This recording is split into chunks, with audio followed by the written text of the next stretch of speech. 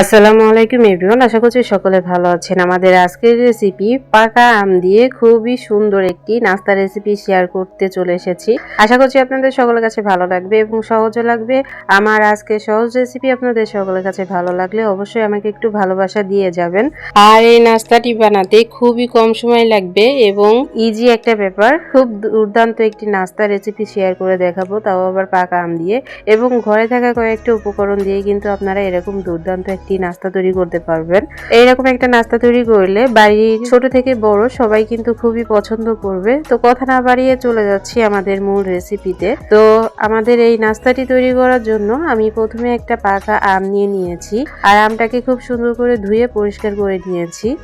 আর একটা পাটের উপর আমি একটা চালনি বা স্ট্যান্ডার রেখে তারপর আমি পাকা আমটাকে কেটে নিচ্ছি। আর ছুরি দিয়ে এরকম একটু কেটে নিলে আমাদের এই যে আমের যে পাল্পটা আছে সেটাকে বের করতে কিন্তু খুবই ইজি হয়ে যাবে। তো আমার মতো করে এভাবে একটু কেটে নিয়ে তারপর এরকম খোসা টান দিলে আমটা কিন্তু একদম বেরিয়ে হয়ে যাবে। আমের খোসাটা যখন ছাড়ানো হয়ে যাবে তখন আমি এখানে হাত দিয়ে খুব সুন্দর করে এই যে স্ট্যান্ডারের উপরে দিয়ে আমি এটাকে ছেঁকে নিব। ঠিক আছে, এরকম হাত দিয়ে একটু ঘষা দিলেই কিন্তু দেখবেন যে আমের পিউরিটা বের হয়ে গেছে, আর ভিতরে কিন্তু কোনো আঁশ থাকবে না। তো আমাদের আমের পিউরিটা বের করে নেওয়া হয়ে গেছে। আমাদের আমের পিউরিটা যখন বের করে নেওয়া হয়ে যাবে তখন আমি এখানে দিয়ে দিব হাফ কাপ চালের গুঁড়ি। আমি মেজারমেন্ট কাপ দিয়ে মেপে নিয়েছি চালের গুঁড়ি, আর সাথে দিয়ে দিব এখানে হাফ কাপ আটা। আপনারা চাইলে এখানে ময়দাটাকেও কিন্তু ব্যবহার করতে পারবেন। আমার কাছে আটা ছিল তাই আমি আটা এখানে ব্যবহার করেছি। তারপর দিয়ে দিব হাফ চামচ লবণ, অর্থাৎ স্বাদ মতো লবণ দিলেই কিন্তু হবে। আর তারপর এখানে দিয়ে দিব হাফ কাপ পানি। আমি এখানে হাফ কাপ পানি দিয়ে খুব সুন্দর করে এখানে স্মুথ করে একটা বেটার তৈরি করে নিব। আমাদের খুব সুন্দর করে একটা বেটার কিন্তু তৈরি হয়ে গেছে, দেখতে পাচ্ছেন। এরকম অল্প পানি দিয়ে খুব সুন্দরভাবে একটু ঘোটা দিলে দেখবেন যে ভিতরে আর কোনো দানা ভাব কিন্তু থাকবে না, খুবই স্মুথ একটা বেটার কিন্তু তৈরি হয়ে যাবে। আমাদের এই বেটারটা যখন এই যে একদম স্মুথ হয়ে যাবে তখন আমি এখানে আরও কিছুটা পানি দেব। তো আমি আবারও হাফ কাপ পানি এখানে ব্যবহার করলাম। আর পানি ব্যবহার করার পর আমি খুব সুন্দর করে নেড়ে চেড়ে নিচ্ছিলাম। আর এরই মধ্যে আমি আবারও হাফ কাপ দিয়ে দিলাম হলো আটা। আসলে কি হয়েছে বলুন তো, এই যে নাস্তা তৈরি করতে করতে হুট করে আমাদের বাড়িতে মেহমান চলে এসেছিল। তো আমার বাজেট যতটুকু ছিল ততটুকুই আসলে হচ্ছিল না, এজন্য আমি আবারও পানি এবং আটা দিয়ে খুব সুন্দর করে আবার একটু বেশি করে আমি বেটারটা এখানে তৈরি করে নিচ্ছিলাম। তো যাই হোক, আপনারা আপনাদের পছন্দ মতো আর কি করে নেবেন, মানে আপনাদের যতটুকু লাগবে ততটুকু করে নিলেই হবে। তো আমি এখানে বেটারটা তৈরি করার পর এখানে দিয়ে দিব হলো হাফ চামচ বেকিং সোডা, আর দিয়ে দিব হাফ চামচ লবণ, অর্থাৎ স্বাদ মতো লবণ। ওই যে পানি আর আটা পরে আমি ব্যবহার করেছিলাম তার জন্য আর কি লবণটা আমি এখানে অ্যাড করছি। এখন সমস্ত কিছু আমি খুব সুন্দর করে একটু স্মুথ করে নিব। স্মুথ করে আর কি বেটারটাকে আমি সরিয়ে রাখবো। আমাদের বেটারটা যখন হয়ে গেছে তখন আমি চলে এসেছি চুলায় একটা প্যান বসিয়ে দিয়ে খুব সুন্দরভাবে গরম করে নিয়েছি। আর তার মধ্যে দিয়ে দিব হলো 1 চামচ ঘি।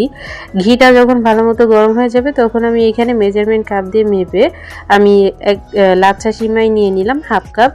আপনারা যে কোনো ব্র্যান্ডের লাচ্ছা সিমাই কিন্তু এখানে ব্যবহার করতে পারবেন। ঠিক আছে, এখন ঘির সঙ্গে খুব সুন্দর করে অনবরত নেড়ে চেড়ে নিতে হবে। জাস্ট 2-2.5 মিনিট ভেজে নিলেই কিন্তু হবে, লাল লাল করার কোনো দরকার নাই।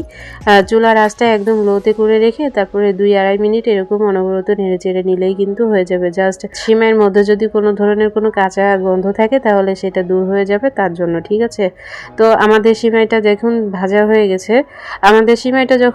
হয়ে গেছে, তখন আমি এখানে দিয়ে দিব 1/3 কাপ বাদামের গুঁড়ো, 1/3 কাপ চিনি, তারপর 1/3 কাপ গুঁড়া দুধ দিয়ে দিব, 1/3 কাপ নারকেল কোড়া, তারপর দিয়ে দিব ফ্লেভারের জন্য হাফ চামচ হলো এলাচের গুঁড়ো, আর হাফ চামচ লবণ, অর্থাৎ স্বাদ মতো লবণ দিলেই কিন্তু হবে। আর 3টা দারুচিনির টুকরো আমি এখানে ব্যবহার করেছি। আমাদের সিমাইটা যখন রান্না হয়ে যাবে আমরা এটা পরে তুলে রাখবো। ঠিক আছে, আচ্ছা, এখন আমি বাদামটা দিয়েছি হলো চীনা বাদাম দিয়েছি। আপনারা এখানে কাঠবাদাম, পেস্তা বাদাম, তারপরে কাজু বাদাম ব্যবহার করতে পারবেন। তো তবে আমার কাছে এই চীনাবাদামটার ফ্লেভারটা কিন্তু দুর্দান্ত লাগে। আমি যে কোনো নাস্তার মধ্যে কিন্তু আমি এই বাদামটাকে ব্যবহার করি। তো এই চীনাবাদামের ঘ্রাণটা কিন্তু খুবই সুন্দর, আমার কাছে বেশ ভালো লাগে। তো আপনারা একবার হলেও ট্রাই করে দেখবেন, এই বাদাম দিয়ে নাস্তা তৈরি করে দেখবেন, ফ্লেভারটা জাস্ট অসাধারণ হয়।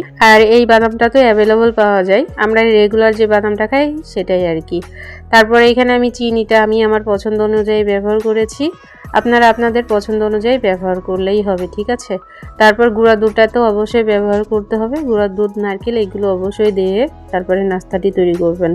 সমস্ত কিছু খুব সুন্দর করে এখন মিশিয়ে নিয়ে তারপরে চুলার আঁচটা ধরিয়ে দিয়ে আমি খুব সুন্দর একটা ফ্লেভারের জন্য অপেক্ষা করব। মানে এই যে সমস্ত উপকরণ যখন একটু জাল হতে শুরু করবে তখন দেখবেন যে খুব সুন্দর একটা ফ্লেভার বের হয়েছে সমস্ত কিছু দিয়ে। যখন সুন্দর একটা ঘ্রাণ বের হবে তখনই কিন্তু এখানে লিকুইড দুধ অথবা নর্মাল পানি দিয়ে আপনাদের এই সিমাইটাকে রান্না করে নিতে হবে। আমার কাছে লিকুইড দুধ ছিল না, এজন্য আমি এখানে পানি ব্যবহার করেছি 1 কাপ। আপনাদের কাছে যদি লিকুইড মিল্ক থাকে তাহলে অবশ্যই 1 কাপ মিল্ক ব্যবহার করলে কিন্তু হয়ে যাবে। আশা করি বোঝাইতে পেরেছি। এখন খুব সুন্দর করে নেড়ে চেড়ে আমি সিমাইটাকে রান্না করে নিব। কথা বলতে বলতে অনেকটা দূর চলে এসেছি। সিমাইটা দেখুন এরকম হবে, এরকম থাকতেই কিন্তু আমি নামিয়ে নিব। আর এই সিমাইটা যখন ঠান্ডা হয়ে যাবে তখন এর ঘনত্বটা আরও অনেক গাঢ় হয়ে যাবে। তো আমি এই পর্যায়ে নামিয়ে রাখছি। আর আমি অফ ক্যামেরায় কয়েকটা এই যে আমের বেটার দিয়ে আর কি খুব সুন্দর করে পিঠা তৈরি করে নিচ্ছিলাম। তো একটা পিঠা আমি অলরেডি তৈরি করে নিয়েছি, এখন আমি আপনাদেরকে দেখাচ্ছি। সামান্য একটু তেল দিয়ে, কড়াইয়ের মধ্যে তেল দিয়ে খুব সুন্দর করে তেলটাকে গরম করে নিয়ে তারপর আমি এইখানে 1 চামচ এই যে পিঠার বেটারটা দিয়ে দিচ্ছিলাম। আমের মিশ্রণে যে বেটারটা করে রেখেছিলাম সেটাই আমি এখানে ব্যবহার করছি।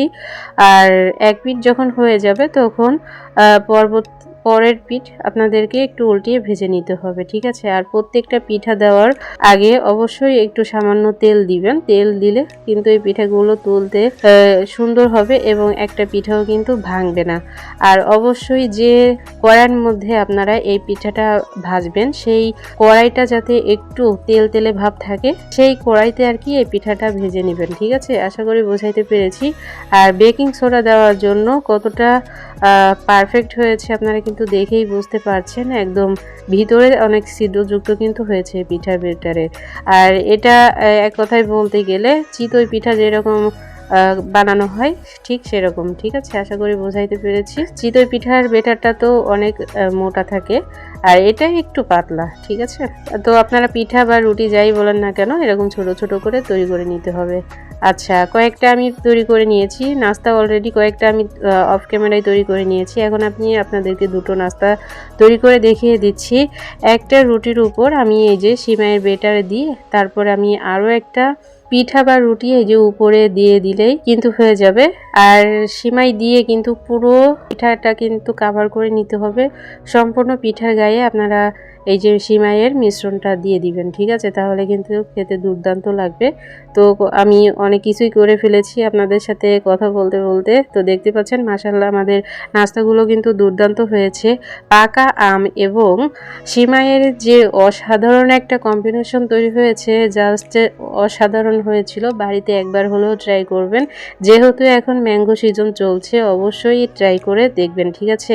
আমার ভিডিওটি কেমন লাগলো অবশ্যই লাইক কমেন্টস করে জানিয়ে যাবেন। আমার আজকে সহজ রেসিপি ভালো লাগলে অবশ্যই বন্ধুদের মাঝে শেয়ার করে দেওয়ার চেষ্টা করবেন। তো আমাদের কাঙ্ক্ষিত নাস্তাটি কিন্তু অলরেডি তৈরি হয়ে গেছে। ফাইনালি আমাদের আজকের রেসিপি এতটুকুই। সবাই ভালো থাকবেন, সুস্থ থাকবেন। আমাদের পরবর্তী ভিডিও দেখার আমন্ত্রণ জানিয়ে আজ এখানে বিদায় নিচ্ছি। আল্লাহ হাফেজ।